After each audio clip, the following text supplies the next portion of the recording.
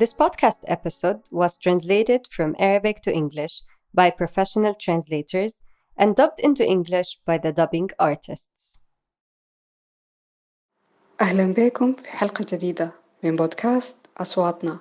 أنا سندس أيوب. Welcome to a new episode of the Aswatona podcast. I am Sondos Ayoub. In today's episode, we will talk about a part of the efforts made by Sudanese women to change their reality. We will discuss the role they played in the cultural movement and political struggle in the recent period of Sudan's history. Back in 2016, a group of very supportive friends and I firmly believed that we should play a role in spreading peace and reinforcing a national identity as well as eradicating racism here. Although it seemed like an insurmountable goal or a rosy dream, we could look beyond it and imagine how our Sudan would be if it materializes. This is how we started Shorty, a cultural tourism project that introduces Sudanese people to Sudan, as we could see that we, the Sudanese people, don't really know each other. We chose the name Shorty because it is a Nubian word meaning soul. The concept was that we transferred the soul of any place in Sudan through cultural events that present various aspects of the cultural diversity of Sudan. We also arranged cultural trips to different places within and outside Khartoum and connected active youth from different Sudanese states to each other. Together, we could create a large community that works as a support system. Together, we can think of ways to attain and spread peace in Sudan.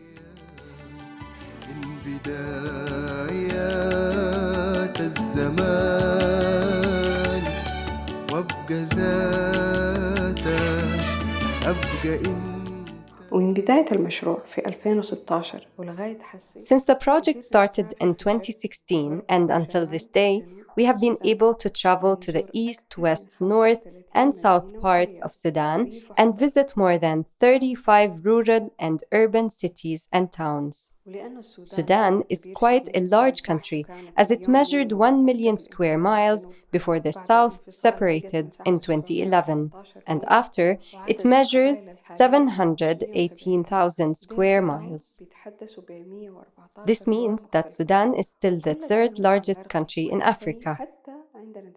The current number of tribes is estimated at 570, and between them, they all speak 114 different languages. There is a broad range of ethnic and racial diversity in Sudan. We also have different religions. There is also a lot of ecological and climatic diversity, which is one of the great features of Sudan. In return, this has made us as Sudanese citizens unable to know the extent of the diversity and beautiful differences of our people. There are, of course, other reasons behind our ignorance of this diversity, like previous governments and the role they played, especially al-Bashir regime, which could not manage this diversity fairly. They worked on developing only specific areas, which created a massive gap between us as a people, as we hardly knew anything about other parts of the country.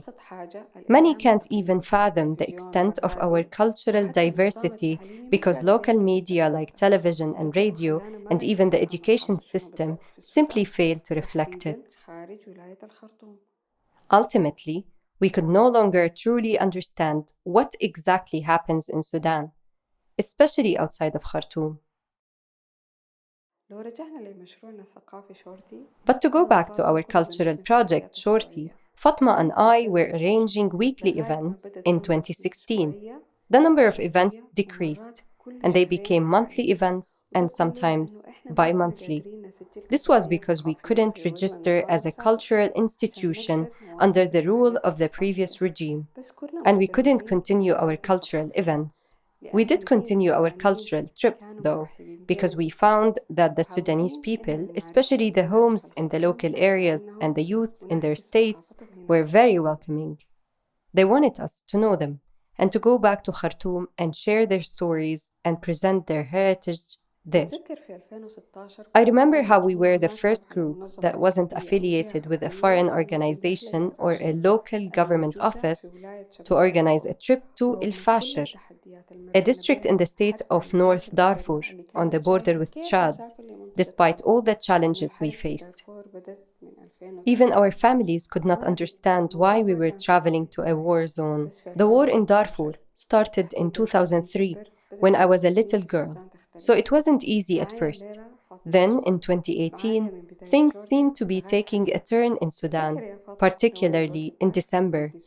Today, I have as a guest Fatima Uthman, who was with me from the start of the Shorty project until today. Do you remember, Fatima, where we were at that time in December 2018? أيوة، بتذكر أول شرارة كنا في مدينة كرما في زيارة حضرة الطفوفة. Yes, I remember the first part. We were in the city of Karma, in the north of the country, visiting the ancient civilization site of Ad-Dufufa. The first spark came from the cities of Ad-Damazin, in the Blue Nile state, all the way south, and Mayernu, in the state of Sannar, in southeastern Sudan. At first, we thought it would die out quickly, like previous protests. But events escalated, and the circle of protest widened, till we heard the news of the burning of the National Congress House, the seat of the party of Omar al-Bashir, in the cities of Ad-Damir and Atbara, in the River Nile state, north of Khartoum.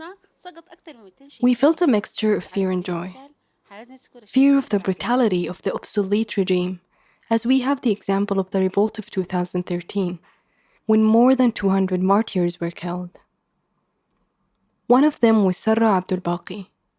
She was the first to be killed in the 2013 protests. We felt joy because the barrier of fear of the overthrown regime had been broken, and the most important offices of the National Congress Party, which was in power then, had been burned. We all longed to return to Khartoum. We found that Khartoum was also rising in preparation for a great revolution. The beginning of the December Revolution is an extension of past revolts in Sudan, like the Great October 1964 Revolution, the Great Revolt of April 1985, and the Revolution of September 2013. In reality, the Revolution of December was influenced by previous revolutions in Sudan, and this could be seen in its peaceful nature, which set it apart from all revolutions of the Arab Spring. At the same time, all the regions in Sudan were preparing for the start of a revolution by organizing the demonstrations which were moving from all over the country, and not just from Khartoum. They all would move at 1 p.m. with a trilling, and this was the start whistle from a kandaka, the name given to Sudanese women in the revolution, which is the title of a Nubian queen. After the trill, the procession moves to a destination decided by one of the fronts organizing the processions. Sadly, we lost a number of people who were martyred every day, and I remember from their names the martyr Namir. He became known because just 2 days earlier, his close friend had also been killed during demonstrations. And Babikr had taken care of wounded demonstrators and was murdered by security forces. The processions continued for 4 whole months, and every day we would lose a number of martyrs. Sudanese women were in the front lines side by side with men in these processions. They called the revolutionary chants with all their hearts, hoping for the return of civil rule to Sudan. We recall as an example the Kandaka Rifqa, whom we called the tear gas canister hunter, since a video of her went viral. In the video, she is seen throwing tear gas grenades back at the Sudanese security forces. That was kind of special, because at the time, only men would do it. Every day, several women were arrested, and sometimes beaten.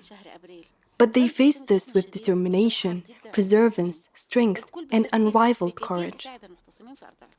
The women never backed down or retreated. On the contrary, Day by day, their determination grew as they continued to join the processions calling for a better Sudan.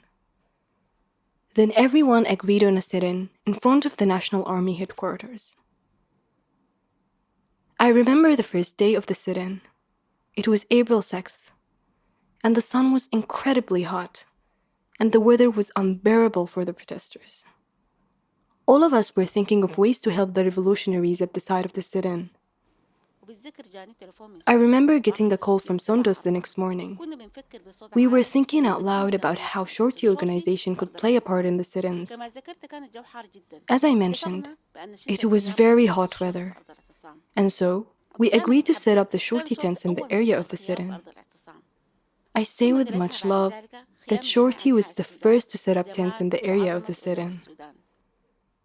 This was followed by tents from all over Sudan, which were set up to show the beauty, greatness, and pride of Sudan.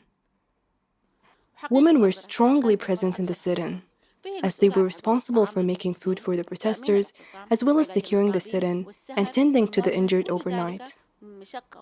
They did all this labor and faced these hardships with love and gratitude to our beloved country, Sudan.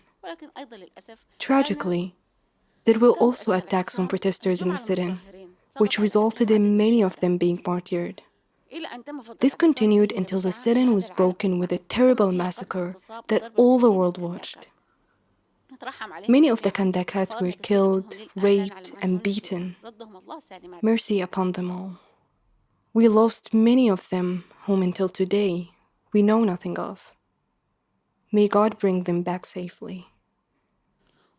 We all rejoiced at the revolution in Sudan, as the country took a new direction, a democratic one, because al-Bashir had resigned and the Sudanese people began their plans to build a new Sudan, which everyone worked for every day and night. As for the Shorty Kollektiv, we returned to our work strongly and enthusiastically. We were able to know more about Sudan with no war. The reactions of the people in rural areas, which were greatly affected by the war, were vastly different from before.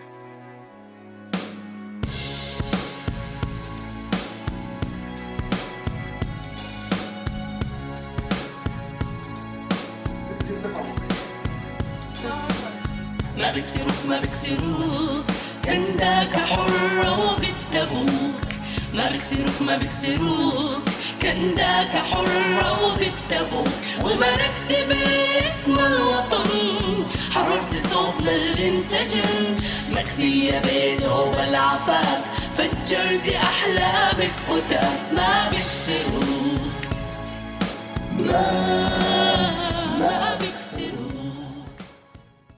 وزي ما قالت فاطمة فعلا قدرنا نشوف الأمل والسلام في عيون الناس خصوصاً لما زرنا الأماكن. As Fatma said, we were able to truly see hope and peace in the eyes of the people, especially when we visited areas that were damaged by the wars. One example is the Nuba Mountains when we went to the city of Dalanj for the first time after the revolution. Dalanj is one of the most important areas in South Kordofan state, which belongs to the region of the Nuba Mountains at the border with South Sudan, which was one of the regions that were terribly damaged by the wars since 2011, the time when South Sudan separated. Since then, there were wars in the Nuba Mountains or South Kordofan and Blue Nile states. The wonderful thing about the Nuba Mountains is that the tribes who live there are considered some of the indigenous tribes around the world. They are known especially for their cultural and religious diversity. When we visited the city of Rashad in South Kordofan and spent time with their youth, the eyes of the children showed how they were afraid of us since this was a shut-off area because of the wars. Because of how far Khartoum was from these wars and due to the high sense of security there, most of us Sudanese, especially those living in Khartoum, could never comprehend such wars.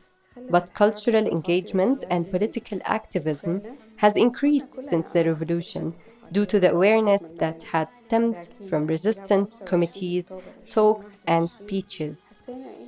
Truly, we all had great hopes in the transitional period and civil rule. But after the coup on October 25th, 2021, we felt we were back to square one, after 3 years in the transitional period. Yet, despite everyone's frustration, there was still resistance. The peaceful revolution continued through all processions and speeches. We could still see hope as we watched our marchers fall every day and others arrested. Until the 15th of April 2023 was upon us, we awoke to the sound of guns and pellets, sounds we'd never heard in Khartoum. We couldn't understand what was really going on, or rather, we refused to believe that this was war. We had reached Khartoum, and we were saying, we pray to God that this is not true. الأقصى تحميكي وتحارب معاك بس للأسف خلوه براك جابهت ترسانة وسلاح تترصدك من الصباح تهجم عليك ويغدروك يا صامدة يا بنت الملوك قاوي الألم ما تشيلي هم قدرك محال يصبح أقل صوتك دوا وما له حدود يا صامدة يا